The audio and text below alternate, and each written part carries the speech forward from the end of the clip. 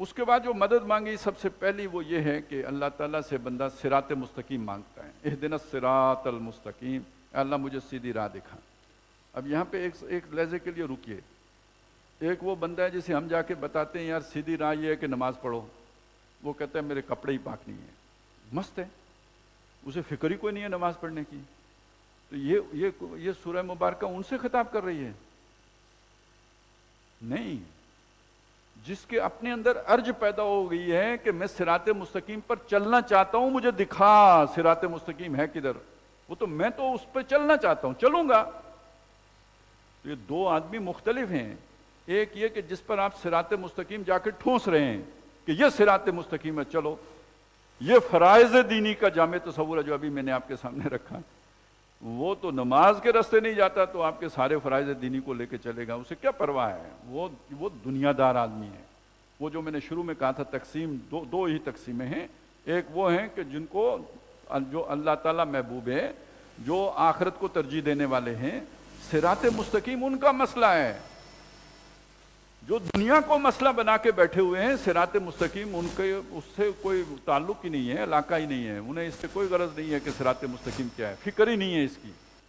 وہ ان کو یہ بتائیں کہ زیادہ پیسے کیسے کمائے جائیں گے، انہیں یہ بتائیں کہ یورپ پہنچنے کا سستا ترین طریقہ کون سا ہے، بے شک رستے میں شہید فی سبیل یورپ ہو جائیں۔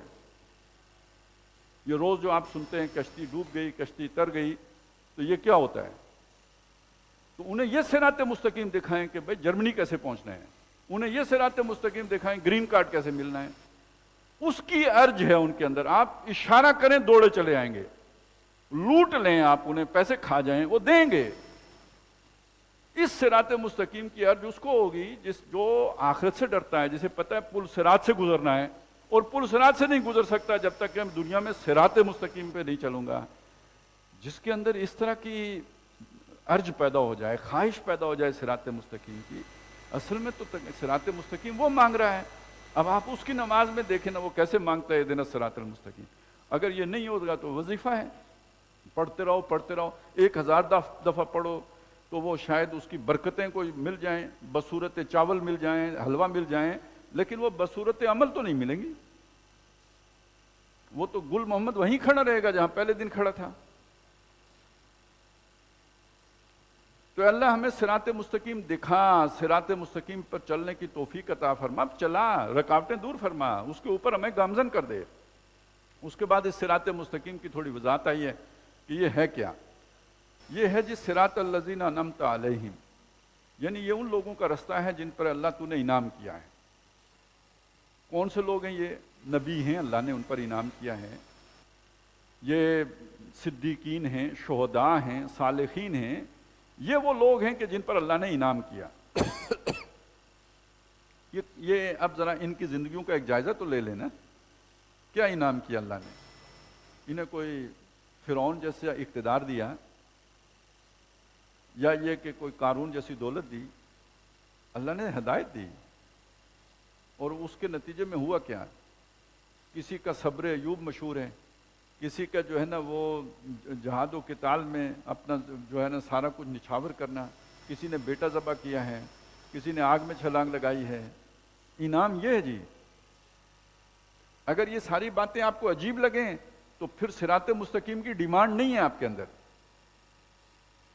یہ صراط مستقیم ہے۔ آگے آ جائے گا یہ سارا، وَلَنَبْلُوَنَّكُمْ بِشَيْءٍ مِّنَ الْخَوْفِ وَالْجُوعِ وَنَقْصٍ مِّنَ الْأَمْوَالِ وَالْأَنفُسِ وَالثَّمَرَاتِ وَبَشِّرِ الصَّابِرِينَ۔ اس سب پر صبر کرنے والوں کو خوشخبری دے دیجئے، وہ صراط مستقیم پر چل رہے ہیں۔ وَالْعَصْرِ إِنَّ الْإِنسَانَ لَفِي خُسْرٍ إِلَّا الَّذِينَ آمَنُوا وَعَمِلُوا الصَّالِحَاتِ وَتَوَاصَوْا بِالْحَقِّ وَتَوَاصَوْا بِالصَّبْرِ۔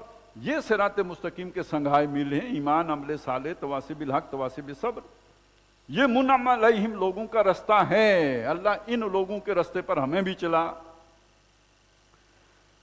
تو یعنی صراط مستقیم وہ رستہ کہ جن لوگوں پر، ان لوگوں کا رستہ کہ جن پر تیرا انعام ہوا، غیر المغضوب علیہم ان پر تیرا غضب نہیں ہوا، ولضالین وہ گمراہ نہیں ہوئے، سیدھی راہ پر رہے۔ گمراہ جن کی راہ بھٹک گئی ہو یا راہ سے جو بھٹک گئے ہوں، اور اس کے مقابلے میں راہ یاب وہ لوگ کہ جو اس رستے پہ چلے ہوں، مشکلات برداشت کی ہوں، تکلیفیں برداشت کی ہوں، قربانیاں دی ہوں، آخرت کو ترجیح دی ہو، یہ وہ لوگ ہیں کہ جو منعم علیہم ہیں، ان پر اللہ تیرا غضب نہیں ہوا بلکہ تیرا احسان ہوا، یہ گمراہ نہیں ہوئے بلکہ تو نے انہیں راہ یاب کیا۔ باقی یہ کہ گمراہ جو ہوئے ہیں وہ کون ہیں؟ وہ تو وہی ہیں جن کو اللہ تعالیٰ نے پہلے راہ دکھائی تھی، بعد میں گم کر بیٹھے۔ غضب کن پر ہوا؟ غضب وہ ان پر ہوا کہ جنہیں راہ آج بھی معلوم ہے کہ صحیح رستہ کون سا ہے، پھر بھی الٹے رستے پر چلتے ہیں، ان پر اللہ کا غضب ہوا۔ آگے ان کی مثالیں آ جائیں گی۔ اصل میں یہ ذہن میں رکھیں، یہ سورہ فاتحہ جو ہے یہ افتتاحیہ اس معنی میں ہے کہ یوں سمجھیے کہ سورہ بقرہ میں آگے جو مضمون آ رہا ہے اس کے اہم نکات اس سورہ مبارکہ میں آ گئے ہیں۔ یہ صراط مستقیم والے کون ہیں؟ اب یہ آپ دیکھیں گے سورہ بقرہ میں ان کا ایک نقشہ ہے، پہلے رکوع میں ہی آ جائے گا نصف اول میں کہ یہ صراط مستقیم والے ہیں، پھر وہاں رکے گا نہیں، پھر آگے چلے گا، بلکہ سورہ بقرہ کا جو نصف آخر ہے، یہ تقریباً 19ویں رکوع سے آپ شروع کریں آخر تک چلے جائیں تو وہ صراط مستقیم کا ایک ابتدائی خاکہ ہے جو دے دیا گیا ہے۔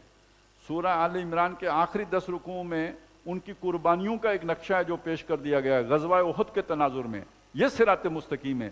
اس طرح کی قربانیاں ہیں جو لوگوں نے دی ہیں، 70 شہید ہوئے ہیں، اس کے بعد بھی ولا تہنوا ولا تحزنوا وانتم الاعلون پہ گامزن رہے ہیں۔ اور وہ کتنے ہیں جو نبی جن کے ساتھ قاتل معہ ربیون کثیر، اور فما وہنوا وما، وہ ان پر کوئی وہ نہ وہ سست پڑے، نہ انہوں نے کوئی اس پر جو ہے نا اللہ کی راہ میں پس و پیش کیا، اور یہ کہ وہ اللہ کی راہ میں لڑے۔ یہ لوگ ہیں کہ جو صراط مستقیم پر گامزن ہیں۔ یہ سورہ آل عمران کے آخری 10 رکوع میں آپ کو مل جائے گا۔ سورہ نساء، سورہ مائدہ میں جو شریعت دی گئی ہے، شریعت کا کیا مطلب ہے؟ وہ رستہ جس پر چلنا ہے، تو وہی تو صراط مستقیم ہے، اس کی تکمیل ان 2 صورتوں میں ہوئی ہے۔ مغضوب علیہم کون ہے؟ ویسے تو ابو جہل بھی مغضوب، اس پر بھی اللہ کا غضب ہے، وہ مکے میں گزر گئے۔ تو سورہ بقرہ کے پہلے رکوع کے دوسرے حصے میں انہی لوگوں کا ذکر آ گیا، ان الذین کفروا سواء علیہم انذرتہم ام لم تنذرہم لا یؤمنون۔ لیکن یہ کہ خاص طور پر جن لوگوں کا ذکر ہے وہ کون ہے؟ وہ یہودی ہیں جنہیں صحیح رستہ معلوم ہے، یعرفونہ کما یعرفون ابناءہم، معلوم ہونے کے بعد بھی، اور من و سلوہ کے مقابلے میں جو ہے نا وہ ترکاریاں اور یہ سبزیاں ان کو ترجیح دینے والے بھی، اتستبدلون الذی هو ادنی بالذی هو خیر اہبطوا مصرا فإن لکم ما سألتم وضربت علیہم الذلۃ والمسکنۃ وباؤوا بغضب من اللہ، اللہ کا غضب کما کے لوٹے۔ کیوں؟ صحیح رستے کو چھوڑ کر غلط رستے پر چڑھے، جبکہ صحیح رستے کو جانتے تھے۔ یہ تو ہو گئے مغضوب علیہم، ان کی کچھ مثالیں ہو گئیں۔ تو اس کا کیا مطلب ہے؟ مسلمان مغضوب علیہم نہیں ہو سکتے؟ اگر یہودیوں کا طریقہ اختیار کریں گے تو یہ بھی انہی میں پھر اسی غضب کا شکار ہو جائیں گے، بلکہ یہودیوں کے ہاتھوں ہی ان پر غضب ٹوٹ سکتا ہے جیسے کہ آج ٹوٹ رہا ہے۔ اللہ کی سنت میں تو، طریقے میں تو، اصول میں تو کوئی تبدیلی نہیں ہوتی۔ یہ پوری سورہ بقرہ میں آپ کو مل جائے گا، پھر سورہ آل عمران میں مل جائے گا، سورہ نساء، سورہ مائدہ میں پھر بار بار ملے گا۔ تو ان صورتوں میں مغضوب علیہم کا بھی درجہ بدرجہ مضمون اپنے کمال کو پہنچا ہے۔ اور ضالون کون ہیں؟ یہ عیسائی ہیں، نصارہ ہیں۔ تو ان کا معاملہ بھی ہے، آپ کو سورہ بقرہ میں تو خیر نہیں ملتا، لیکن یہ کہ بہت مختصر ہے، لیکن سورہ آل عمران میں تو خطاب ہی ان سے ہے پہلے حصے میں، اور پھر سورہ نساء میں اور سورہ مائدہ میں بھی ذکر آیا ہے، آخر میں جا کے حضرت عیسیٰ علیہ السلام کا ذکر کیا گیا ہے۔ تو یہ جو اگلی 4 صورتیں ہیں، یہ یوں سمجھیے کہ سورہ فاتحہ کے یہ جو مضامین ہیں، خاص طور پہ جو صراط مستقیم سے متعلق، مغضوب علیہم لوگ کون ہیں اور یہ جو ضالین کون ہیں، یا یہ جو 3 گروہ آ گئے، منعم علیہم اور مغضوب علیہم اور ضالون، یہ جو 3 گروہ ہیں، ان کی تشریح یا یہ کہہ لیجئے کہ ان کو اچھی طرح سے کھول کے بیان کیا گیا ہے کہ کون لوگ ہیں۔ اب یہ تھوڑا سا ہم سورہ بقرہ کے بارے میں بھی تھوڑا یعنی کچھ گفتگو کر لیتے ہیں، ترجمہ کل ہی کریں گے، آج ذرا اس کا تھوڑا سا جائزہ لے لیتے ہیں، ہمارے پاس جو بھی تھوڑا وقت ہے۔ دیکھیں تھوڑا سا تو میں نے آپ کے سامنے یہ 4 صورتوں کا ایک تعارف پیش کر دیا۔ یہ ہیں مدنی، اور مدینہ کے نصف اول میں یہ نازل ہوئی ہیں، سن 5 سے پہلے، ہجری سے پہلے نازل ہو گئی ہیں۔ کچھ آیات ہیں جو بعد میں بھی نازل ہوئی ہیں، لیکن یہ کہ بڑا حصہ ان صورتوں کا اسی دور میں نازل ہوا۔ ان میں سے یہ جو سب سے بڑی ہے یہ سورہ بقرہ ہے، اور اس کے بعد جو سورہ آل عمران ہے وہ اور سورہ نساء اور یہ تقریباً برابر ہیں، تھوڑا سا فرق ہے، اور لیکن سورہ آل عمران سورہ بقرہ سے آدھی ہے. سورہ بقرہ 40 رکوع ہیں اور 286 آیات ہیں، اور اس کا معاملہ یہ ہے کہ وہ 20 رکوع پر مشتمل ہے سورہ آل عمران. یہ جو دونوں صورتیں ہیں، جیسے ابھی آپ کے سامنے یہ بات آ گئی کہ ان کا ایک ایک حصہ وہ ہے جس میں امت مسلمہ سے خطاب ہے، یعنی صراط مستقیم والوں سے، اور ایک ایک حصہ ان دونوں میں وہ ہے کہ جس میں ایک سورہ بقرہ میں خاص طور پہ یہودیوں سے پہلے حصے میں، اور اس کے بعد یہ کہ سورہ آل عمران کے پہلے حصے میں نصارہ سے خطاب ہے. سابقہ اہل کتاب مخاطب ہیں دونوں صورتوں میں. ان دونوں صورتوں کے بارے میں نبی صلی اللہ علیہ وسلم کا ایک ارشاد گرامی بھی ہے کہ جو لوگ ان صورتوں سے محبت رکھیں گے تو آخرت میں جب عرش میں کوئی سایہ نہیں ہوگا تو 2 بدلیوں کی صورت میں یہ صورتیں نمایاں ہو ان کے اوپر آ کے سایہ فگن ہو جائیں گی، یعنی انہیں سایہ فراہم کریں گی. اب محبت کرنے کا مطلب کیا ہے کہ انہیں سیکھا جائے، پڑھا جائے، سمجھا جائے اور غور و فکر کیا جائے. کوشش کریں، آپ ہمت کریں، جو نوجوان ہیں حفظ بھی کر سکتے ہیں اور اس کے بڑے فائدے ہیں. آج کل ویسے بھی فتنوں کا دور ہے. آپ کو ایک سورہ کافی نظر آتی ہے، پورا قرآن مجید جو ہے وہ فتنوں سے پناہ دینے کا ذریعہ ہے، اور اس میں سورہ بقرہ کا بہت اہم مقام ہے. آپ اگر کسی بھی جو ادھر تھوڑا سا عمل وغیرہ سے متعلق ہوتے ہیں نا، تو آپ کو بتائیں گے یہ جو جادو وغیرہ ہوتا ہے، جنات وغیرہ ہوتے ہیں، ان کو بھگانے کا ذریعہ ہے یہ سورہ بقرہ. اس کے پہلا رکوع ہے، درمیان آیت الکرسی والا رکوع ہے، پھر آخری رکوع ہے. تو یہ ویسے تو پوری سورہ مبارکہ بھی ہے، تو ان کو آپ حفظ بھی کر سکتے ہیں اور اس سے مصداق بن جائیں. اگر آخرت میں 2 بدلیوں کی صورت میں یہ سایہ فگن ہو جائیں تو کتنی بڑی کامیابی کی بات ہے. ظاہر ہے یہی کیریئر ہے، اصلی کیریئر تو یہی ہے نا. یہ دنیا میں جو کچھ بھی کریں گے یہیں پہ رہ جائے گا، اور اگر تھوڑی سی محنت یہ کر لیں تو یہ بہت فائدہ دے گی.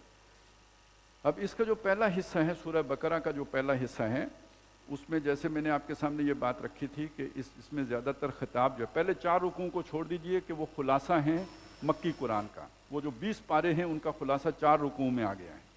یہ پہلے 4 رکوع تو یہ ہیں. 5ویں رکوع سے لے کے 15ویں رکوع تک بنی اسرائیل سے خطاب ہے، یعنی یہ کہ جنہیں ہم یہودی کہتے ہیں عرف عام میں، قرآن مجید ان کو بنی اسرائیل بھی کہتا ہے. یہود بھی کہتے ہیں، بنی اسرائیل بھی کہتے ہیں، یعنی یعقوب علیہ السلام کی جو اولاد ہے. 12 بیٹے تھے، ان کے جو 12 قبیلے آگے چلے وہ بنی اسرائیل کہلاتے ہیں، ان سے خطاب ہے. اور آگے جو سورہ آل عمران ہے اس میں بھی نصارہ سے خطاب ہے. ایک خاص مضمون جو آج کل کے حوالے سے اہمیت رکھتا ہے ان دونوں صورتوں میں آیا ہے. دعا کیجئے اللہ کرے کہ میں اسے صحیح طرح سے آپ کے سامنے یعنی واضح الفاظ میں پیش کر سکوں ابھی بھی اور ترجمے کے دوران بھی. وہ متعلق ہے اس وقت کی جو دنیا کی صورتحال ہے اس سے.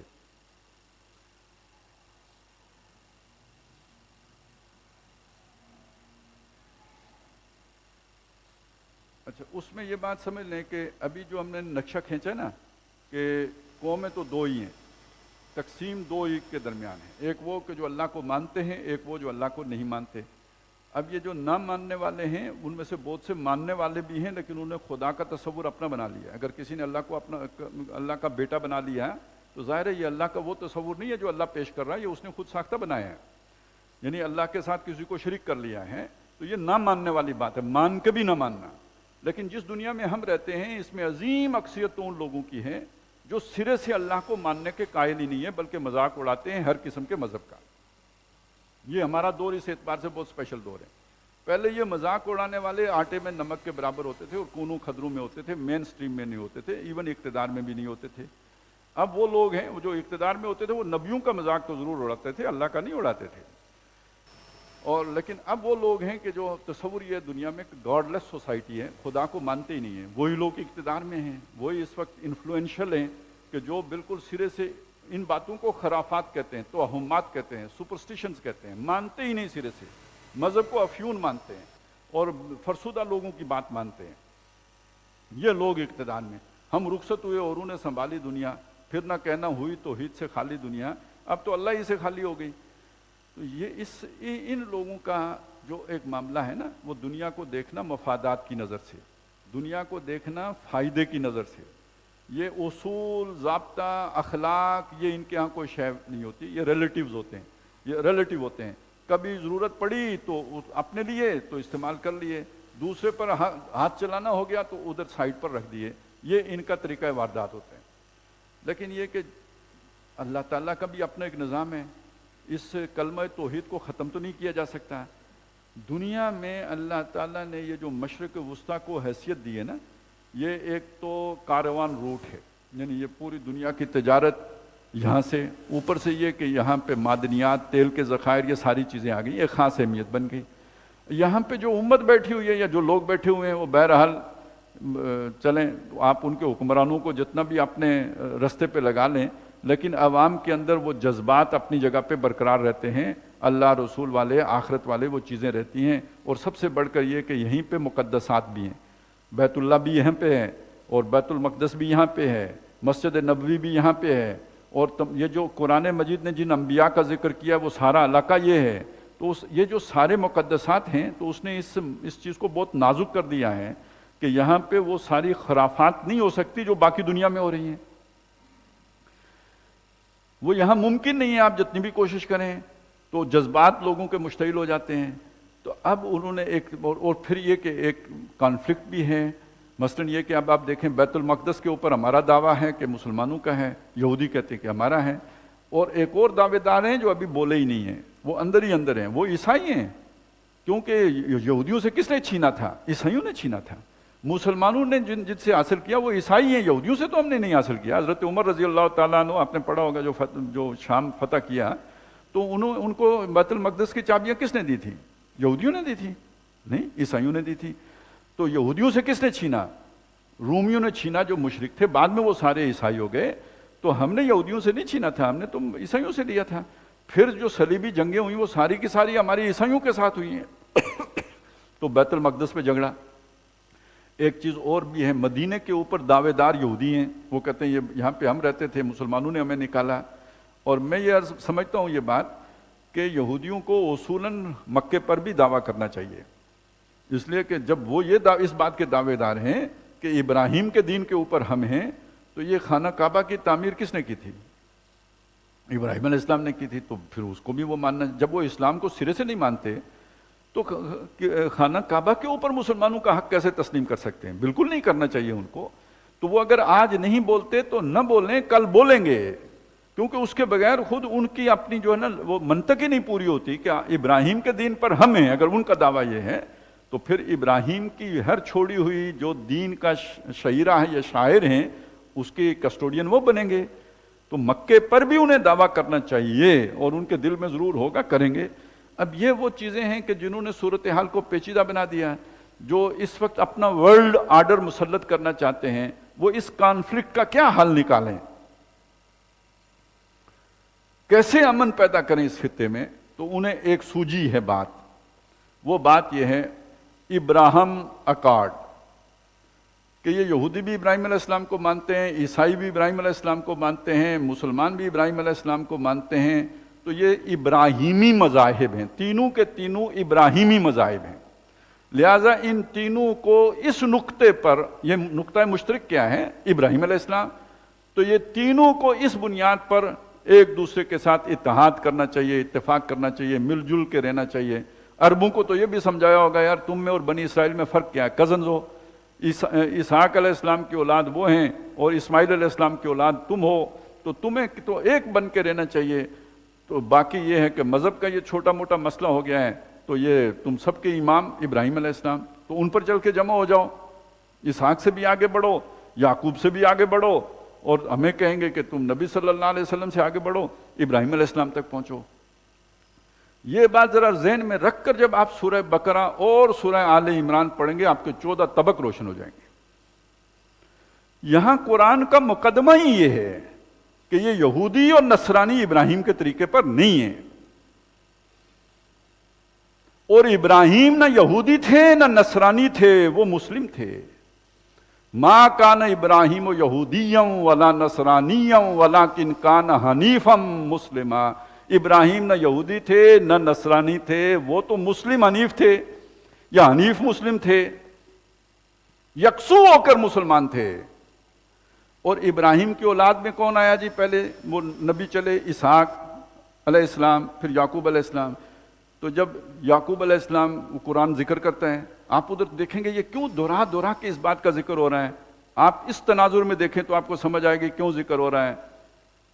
کہ یہ ابراہیم جو یعقوب نے جو وصیت کی تھی وہ کس چیز کی وصیت کی تھی، اور ابراہیم نے کس چیز کی وصیت کی تھی اپنی اولاد کو.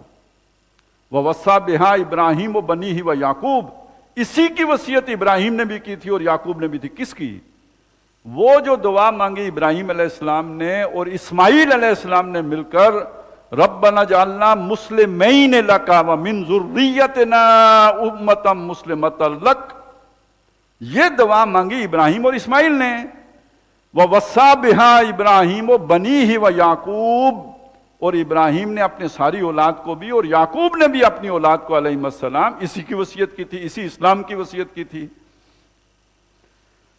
وَمَن يَرْغَبُ عَن مِّلَّةِ إِبْرَاهِيمَ إِلَّا مَن سَفِهَ نَفْسَهُ، کون ہوگا جو ابراہیم کے طریقے سے ہٹے گا سوائے اس کے کہ جو اپنے آپ کو بیوقوف بنائے.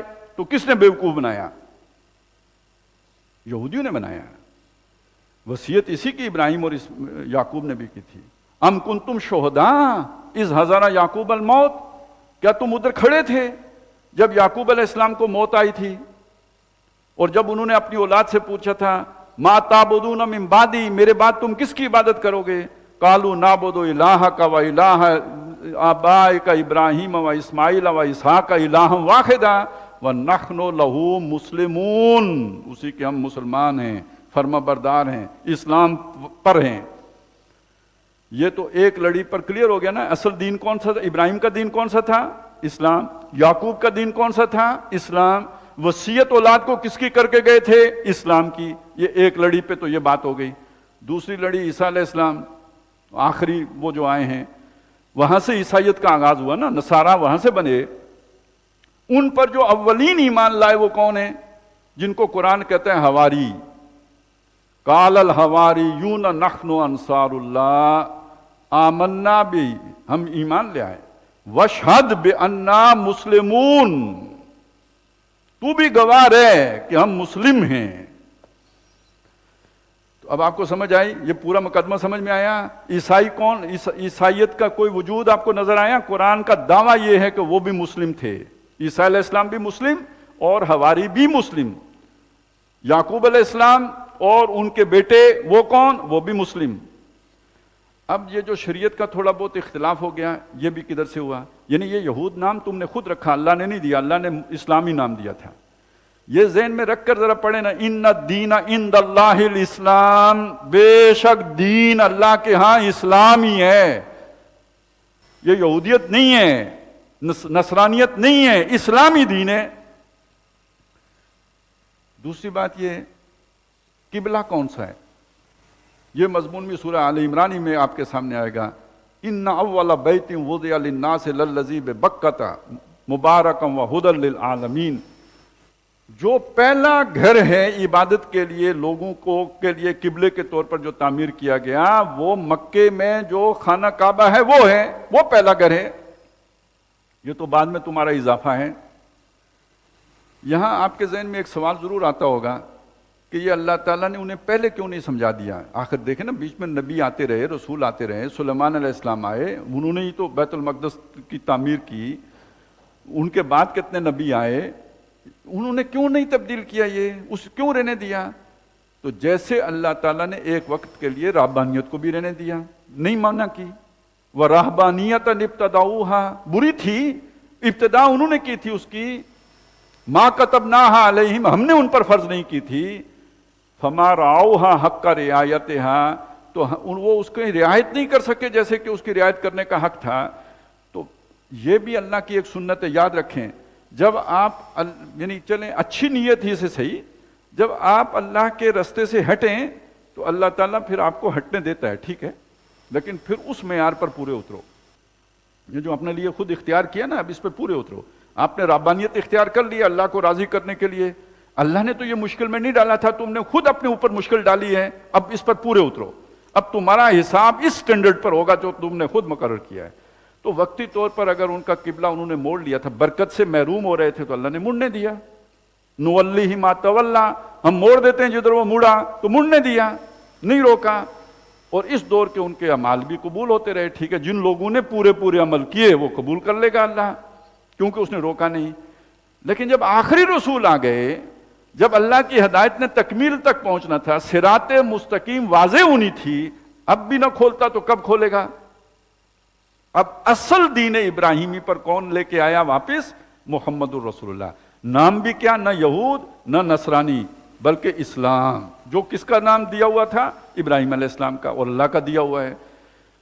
قبلہ اول، ویسے تو وہ جب ہم یہ قبلہ اول کہتے ہیں نا بیت المقدس کو، تو یہ اس معنی میں کہتے ہیں جب امت بننے کے بعد 15-16 مہینے میں نبی صلی اللہ علیہ وسلم نے ادھر نمازیں پڑھی ہیں.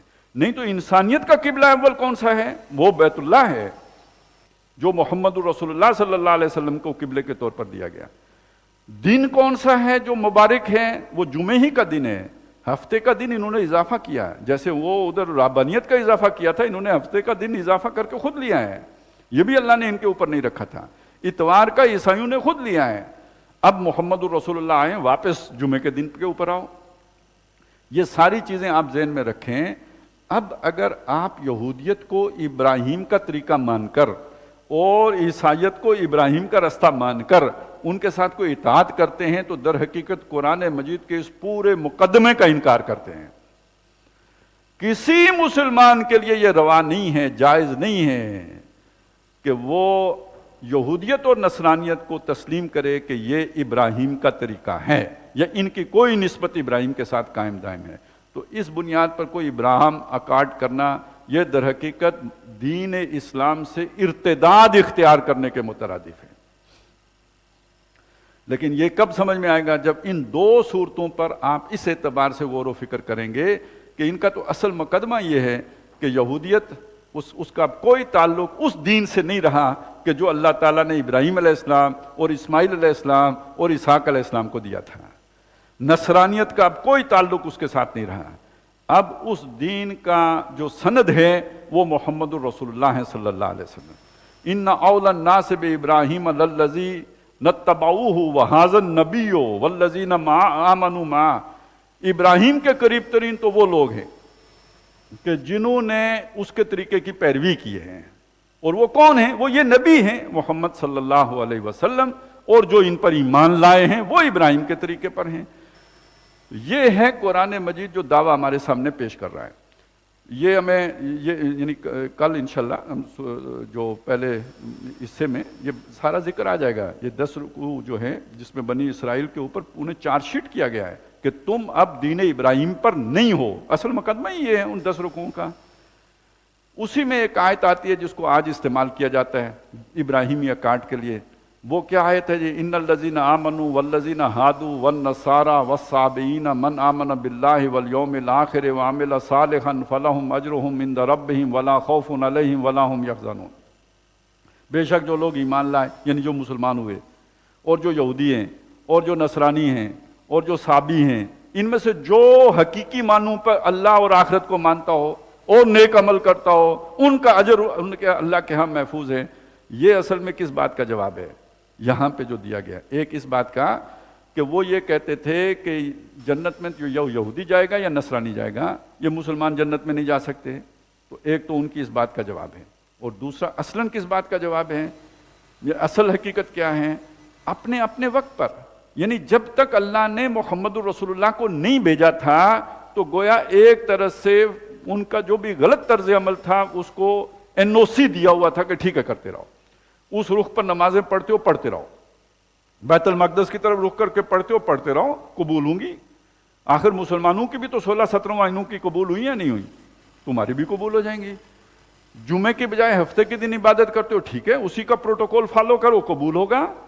یہ تب تک تھا جب تک محمد الرسول اللہ نہیں آئے تھے. اب جب محمد الرسول اللہ صلی اللہ علیہ وسلم آ گئے، اب کوئی ہفتہ سبت نہیں ہے، اب کوئی اتوار کو وہ حیثیت نہیں ہے، اب جمعے کی وہ حیثیت ہے. اب کوئی دوسرا قبلہ نہیں ہے، اب بیت اللہ ہی قبلہ ہے. تو یہ وہ پرانی بات تھی جس کو وہاں پہ مانا گیا. اور اصل جس چیز کی نفی ہو رہی تھی وہ اس چیز کی نفی ہو رہی تھی کہ یہ جو تم سمجھتے ہو کہ کسی گروہ کی بنیاد پر کوئی جنت میں چلا جائے گا یا نہیں، اس کی شرطیں علیحدہ ہیں. نہ محض مسلمان ہونے کی بنیاد پہ کوئی جنت میں جا سکتا ہے، نہ یہودی یا نصرانی ہونے کی بنیاد پر، بلکہ اس کی شرط یہ ہے. باقی اس سے اس بات کا کوئی تعلق نہیں کہ آج بھی جو یہودی مخلص رہے تو وہ جنت چلا جائے گا اور آج بھی جو عیسائی مخلص رہے تو وہ جنت چلے جائے گا. اس کے ساتھ اس کا کوئی تعلق نہیں ہے. یہ بڑی غلط فہمی. مغالطہ اسی شے کو کہتے ہیں نا، آپ کو مغالطہ لگ جائے. اور پھر بعض لوگ یہ مغالطہ جان بوجھ کر لگاتے ہیں تاکہ وہ جو ان کا ایجنڈا ہے ابراہم اکارڈ کا اسے پورا کیا جا سکے. جو آج بھی وہ وحدت ادیان کا تصور پیش کیا جاتا ہے وہ یہ آیت بہت کوٹ کرتے ہیں، لیکن یہ اس کی بالکل جو ہے نا غلط معنی ہیں جو اسے پہنائے جاتے ہیں. یہ غلط معنی کون لوگ نکالتے ہیں؟ مغضوب علیہم نکالتے ہیں. یہ ایک نئی بات آ گئی، اسی کے ساتھ جڑ کے آ گئی. تو ایک مضمون تو اس کے اندر یہ آیا ہے. یہ جو پہلے 4 رکوع ہیں جن کا ذکر انشاءاللہ کل ہم شروع میں انہی کا ترجمہ کریں گے، اس میں سے جو پہلا رکوع ہے نا اس میں 2 گروہوں کا ذکر آ گیا. ایک وہ کہ جو اللہ کو مانتے ہیں دل و جان سے، مخلص ہو کر اللہ کو مانتے ہیں، اور دوسرے وہ ہیں کہ جو مخلص ہو کے کفر پہ چلتے ہیں، جن کو کان کھول دیے گئے، اتمام حجت ہو گیا، ساری بات سمجھ میں آ گئی، جان بوجھ کر نہیں مانے ہیں. مکے والوں کو آخر محمد رسول اللہ نے سمجھایا تو کیا کسر رہ گئی تھی سمجھنے میں؟ اس کے بعد اگر نہیں مانا تو غلط فہمی کی وجہ سے نہیں، بلکہ یہ کہ جان بوجھ کر اپنے دنیا کے مفادات اور چودراہٹوں اور سرداریوں کی وجہ سے نہیں مانا. ان دونوں کا ذکر اکٹھا کر دیا کہ اگر یہ مانتے، ابو جہل بھی مانتا تو جیسے حضرت عمر رضی اللہ تعالیٰ عنہ نے مانا تھا، کریکٹر اس کا بھی ایسا تھا کہ ویسا ہی مانتا، وہ دھوکے باز نہیں تھا، فراڈیا نہیں تھا. اس سے اگلا جو رکوع ہے اس میں اب یہاں پہ سمجھ لیجئے، خواہ کوئی عیسائی ہو، یہودی ہو خاص طور پہ، اور مسلمان، یہ تینوں پر اس دوسرے رکوع کا اطلاق ہو جائے گا. مانا ہے لیکن ڈنڈی ماریں، مانتے ہیں لیکن کرتے اپنی مرضی ہیں. زبانی کلامی مان لیا، عملاً اپنی مرضی چلائی. یہ دوسرے رکوع جسے ہم کہتے ہیں نا نفاق کا ذکر ہے، تو یہ صرف مسلمانوں میں سے جو منافق تھے ان کا ذکر نہیں ہے، یہ یہودی بھی تو یہی چیز تھے. دیکھیں نا حضور صلی اللہ علیہ وسلم کے آنے سے پہلے ظاہر ہے جو شریعت موسوی تھی وہی تو یعنی اللہ کی طرف سے مستند تھی جو اس پر چل رہے ہیں. اب ان کے اندر پہلے نفاق موجود تھا، مسلمانوں سے پہلے ان کے اندر نفاق موجود تھا، اور نبی صلی اللہ علیہ وسلم کے آنے کے بعد وہ نفاق نمایاں ہو کے کفر کی صورت میں ظاہر ہو گیا. تو اب مسلمانوں کے اندر جو اس طرح کے لوگ تھے وہ فطری طور پر ان کے اتحادی بن گئے. یہ ایک دوسرے کی چھپر سایہ میں چلتے رہے. خاص طور پہ مدینے کے اندر یہودی پہلے سے آباد تھے، خاندانی تعلقات تھے، سماجی روابط تھے. تو یہ ملا جلا معاملہ ہے اس دوسرے رکوع کا. یہ یہودیوں پر بھی اس کا اطلاق ہوتا ہے اور مسلمانوں میں سے بھی جو سیدھی راہ سے کھسکے ہوئے ہیں ان پر اس کا اطلاق ہوتا ہے. تیسرے رکوع میں وہ جو ہے نا وہ جو قرآن کی اصل دعوت ہے جو اس نے متعدد بار پیش کی، جو مکی قرآن میں بار بار آئی، اس کا ایک خلاصہ اور لب لباب ہے کہ لوگوں اللہ کی بندگی کرو جس نے تمہیں ایک جان سے پیدا کیا ہے، اور یہ کہ جس نے تمہارے لیے آسمان کو چھت بنایا، زمین کو فرش بنایا، اور تمہارے لیے پانی برسایا جس سے پھر تمہاری ساری غذا کا بندوبست ہوتا ہے. اور دوسری بات یہ کہ قرآن مجید پر ایمان لاؤ، اگر اس میں تمہیں کوئی شک ہے تو تم بھی ایسا بنا کے لاؤ، نہیں بنا کے لا سکتے تو یہ اللہ ہی کا کلام ہے، اس پر دل و جان پر سے ایمان لاؤ. نتیجہ اس کا جنت یا دوزخ کی صورت میں نکلے گا. مانو گے جنت میں جاؤ گے، نہیں مانو گے تو دوزخ میں جلو گے. اور وہیں پہ یہ بات بھی آ گئی، یہ پھر مضمون ادھر جائے گا کہ اللہ تعالیٰ کچھ لوگوں کو اس قرآن کے ذریعے سے ہدایت بھی دیتا ہے اور کچھ لوگوں کو اس کے ذریعے سے گمراہ بھی کرتا ہے.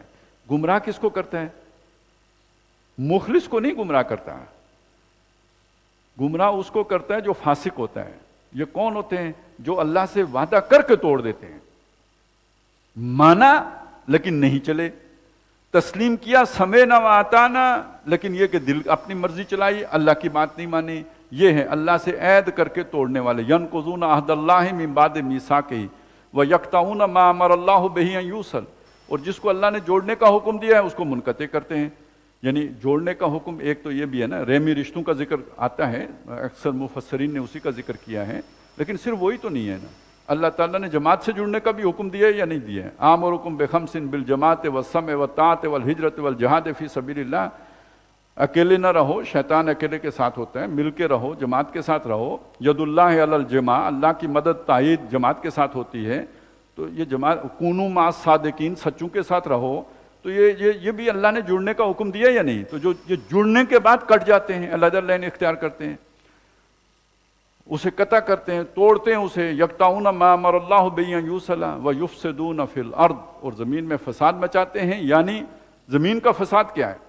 اللہ کا حکم نہ مانا جائے، شیطان کی بات پر چلا جائے، کسی طاغوت کی بات، کسی فرعون کسی نمرود کی بات پر چلا جائے، غیر اللہ کی اتھارٹی تسلیم کی جائے اللہ کے مقابلے میں. تو یہ زمین کا فساد ہے. تو نتیجے کے طور پر زمین میں فساد مچاتے ہیں. یہ وہ فاسق ہیں جن کو اللہ گمراہ کرتا ہے. کیسے گمراہ کرے گا؟ قرآن کے ذریعے سے. پھر قرآن کے وہ ایسے معنی نکالیں گے کہ جس کے نتیجے میں کو ایگزسٹنس ممکن ہو. لیکن نا میں نے دو گروہ آپ کو بتائے تھے, ایک وہ جو اللہ والے ہیں, ایک وہ کہ جو اللہ کے مخالف ہیں.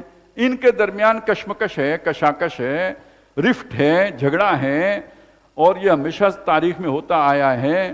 لیکن اب کچھ لوگ یہ چاہتے ہیں کہ دونوں مل کے رہیں, مل جل کے رہ سکیں. اب مل جل کے رہنے کے لیے اب دیکھیے, ابھی میں نے ابراہیم اکارڈ کا آپ کے سامنے ایک تصور پیش کیا تھا کہ ہماری اور یہودیوں کی لڑائی ختم ہو جائے. تو لڑائی ختم کیسے ہوگی؟ بھائی تم بھی ابراہیمی, ہم بھی ابراہیمی. تو یہ جو نا کس آیت سے نکالیں؟ ان الذین آمنوا والذین ہادوا والنصارى والصابئین من آمن باللہ والیوم الآخر وعمل صالحا, اس سے نکال کے.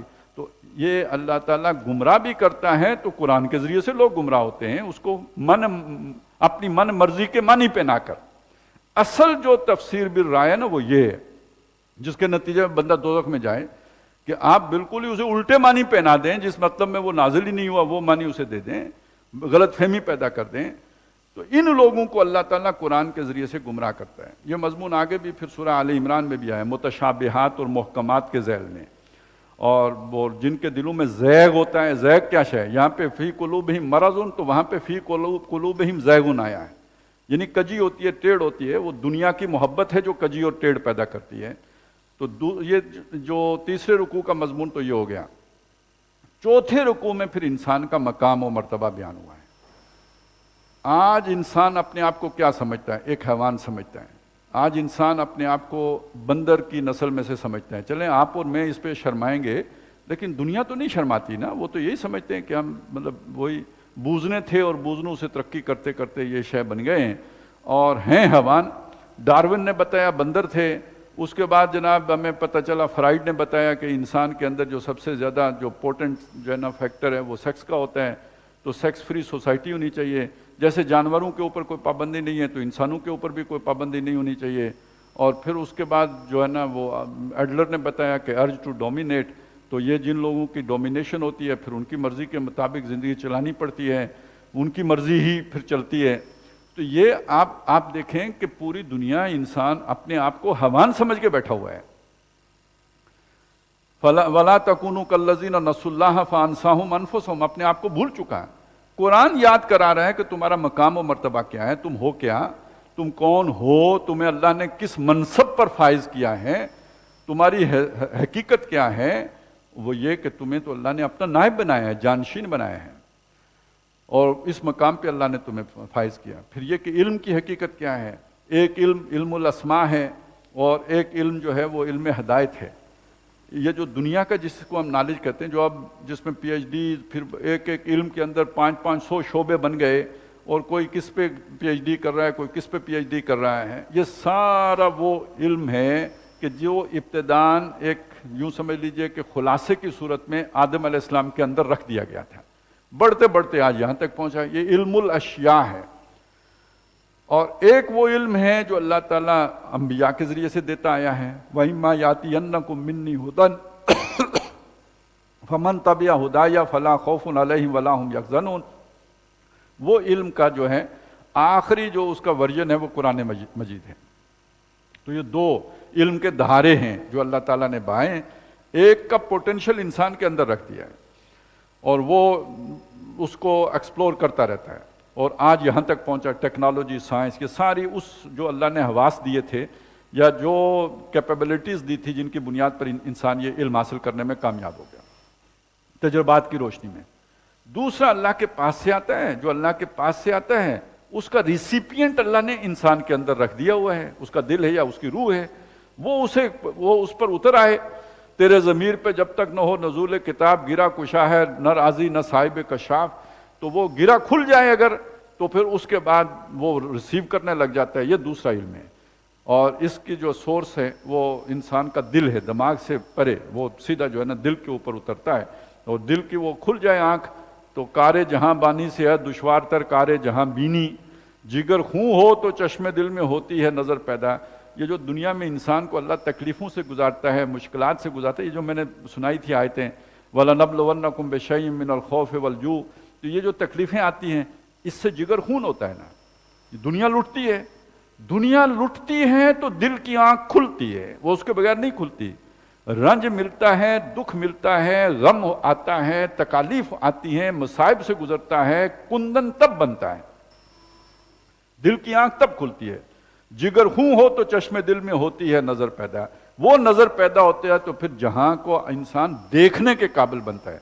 ایک جہاں بانی ہے, اس کا انتظام و انصرام ہے, اس سے مشکل کام ہے اسے سمجھنا. تو سمجھنے کے لیے در حقیقت یہ جگر کا خون ہونا ضروری ہے.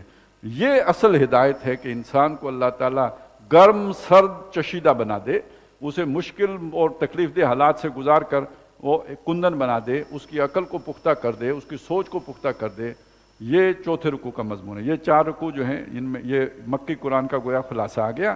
باقی اس کے بعد پھر یا بنی اسرائیل والی بات شروع ہو جائے گی, اور کوشش ہم کریں گے کہ کل پہلا حصہ مکمل کر سکیں. اقول قولی ھذا واستغفر اللہ لی ولکم ولسائر المسلمین والمسلمات.